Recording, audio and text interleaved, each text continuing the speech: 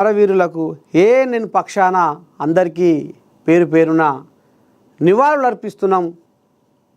ఇక అట్లనే తెలంగాణ రాష్ట్ర ప్రజలకు నేను పక్షాన తెలంగాణ పుట్టినరోజు శుభాకాంక్షలు తెలియజేసుకుంటున్నాము. ఇక ఇది కథ. ఆపరేషన్ కగారు పేరిట దుశ్చర్య. ఫాసిస్టు శైలిలో మోదీ పాలన సాగుతోంది. శాంతి భద్రతా సమస్యను సాకుతో ఇదంతా చేస్తుంది. ప్రజాస్వామ్యాన్ని కాపాడాల్సిన సమయం ఆసన్నమైంది. మావోయిస్టులతో చర్చలు జరపకుండా మారణ హోమం ఎందుకు చేస్తుంది? ప్రభుత్వాలు రాజ్యాంగానికి లోబడి వ్యవహరించాలి. టీపీసీసీ చీఫ్ మహేష్ కుమార్ గౌడ్ సంచలన వ్యాఖ్యలు.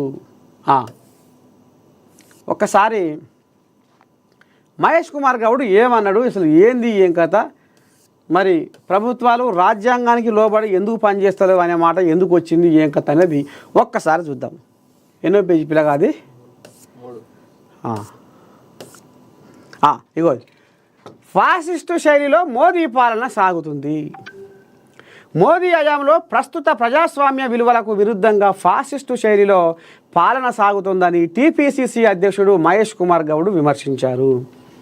ప్రజాస్వామ్యాన్ని కాపాడాల్సిన సమయం ఆసన్నమైందని చెప్పారు.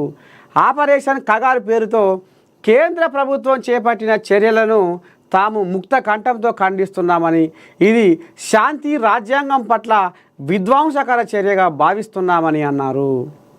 మావోయిస్టులు చర్చలకు సిద్ధమని ప్రకటించిన చలించని ప్రధానమంత్రి నరేంద్ర మోదీ, అమెరికా అధ్యక్షుడు డొనాల్డ్ ట్రంప్ మొట్టికాయలు వేస్తే మాత్రం ఉగ్రవాదులతో చర్చలకు సిద్ధమయ్యారని మండిపడ్డారు.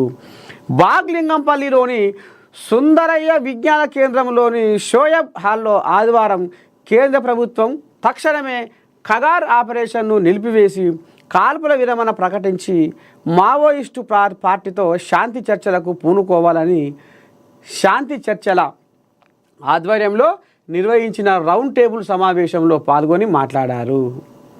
పాకిస్తాన్తో కాల్పుల విరమణ ముందుకు వచ్చిన కేంద్ర ప్రభుత్వం మన దేశ పౌరులైన మావోయిస్టులతో చర్చలు జరపకుండా మారణ హోమం ఎందుకు చేస్తుందని మహేష్ కుమార్ గౌడ్ ప్రశ్నించారు.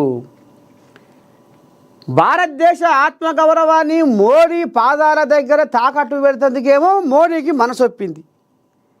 ఎందుకని ఇవాళ ట్రంప్ మాటలు పట్టుకొని పాకిస్తాన్తో కాల్పుల విరమణ కథను మరి ఎందుకు ఈ రకంగా మరి ఈయన ఇది చేసిండు? కాల్పులు ఎందుకు ఆపిండు? కాల్పుల విరమణ నిర్ణయం ఎందుకు తీసుకుండు?